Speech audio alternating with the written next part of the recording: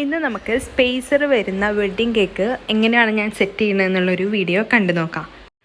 ആദ്യം തന്നെ നമ്മൾ 2 ടയറിന് ചെയ്യുന്ന പോലെ തന്നെ 2 കേക്ക്സും നല്ലതുപോലെ ക്രീമൊക്കെ വെച്ച് കവർ ചെയ്തിട്ട് ഓവർനൈറ്റ് സെറ്റ് ചെയ്ത് വെച്ചിട്ടുണ്ട്.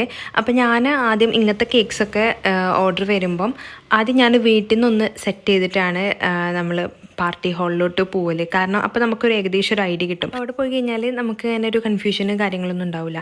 അപ്പോൾ ഞാൻ ആദ്യം നമ്മുടെ 2 ടയർ കേക്കിന് ചെയ്യുന്ന പോലെ തന്നെ ആദ്യത്തെ ടയറിന് താഴെ സ്റ്റിക്ക്, നമ്മുടെ വുഡൻ സ്റ്റിക്ക് വെച്ചിട്ട് ഒരു 5-6 സ്റ്റിക്ക് ഇൻസേർട്ട് ചെയ്തിട്ട് അതിൻ്റെ മുകളിൽ ഞാൻ ഒരു നമ്മുടെ കേക്ക് 8 ഇഞ്ചിൻ്റെ പാനിൽ വെച്ചിട്ടാണ് താഴത്തെ ടയർ ബേക്ക് ചെയ്തിട്ടുള്ളത്. 8 ഇഞ്ചിൻ്റെ ഒരു കേക്ക് ബോർഡ് വെച്ച് കൊടുത്തിട്ടുണ്ട്. അതിൻ്റെ മേലാണ് ഞാൻ സ്പേസർ വെച്ചിട്ടുള്ളത്.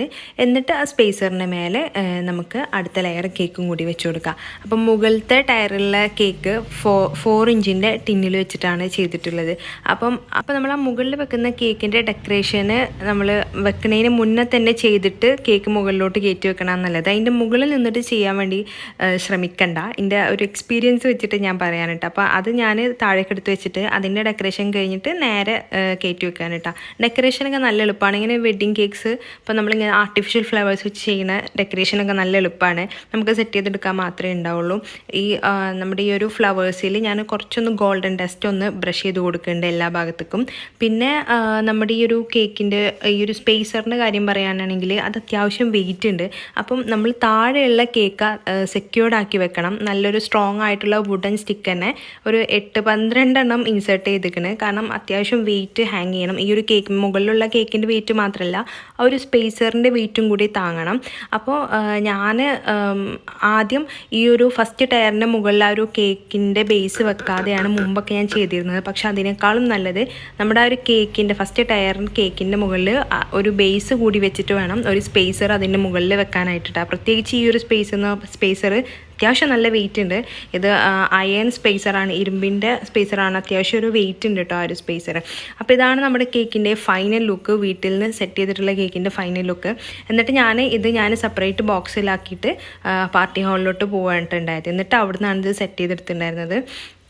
അപ്പോൾ യൂഷ്വലി നമ്മൾ ഇങ്ങനെയൊക്കെ പോകുമ്പം ഇതിപ്പം അത്ര വലിയ കേക്ക് എന്ന് പറയാനൊന്നുമില്ല. പക്ഷെ എന്നിരുന്നാൽ കൂടി ഇത് സക്സസ് ആയിട്ട് അവിടെ സെറ്റായി എന്ന് കണ്ടു കഴിഞ്ഞാൽ മാത്രമേ ഒരു സമാധാനമുള്ളൂ. അവിടെ ഇങ്ങനെ നോക്കി അത് ചെരിവുണ്ടോ വളവുണ്ടോ ഒക്കെ നോക്കിയിട്ട് അവിടെ തന്നെ ഇരിക്കും. അങ്ങനെ ഗ്രൂമും ബ്രൈഡും കൂടിയിട്ട് കേക്ക് കട്ട് ചെയ്ത് അവർ പരിപാടിയൊക്കെ കളറായി കഴിഞ്ഞാലാണ് സത്യം പറഞ്ഞ ഒരു സമാധാനം ഉണ്ടാവുള്ളൂ.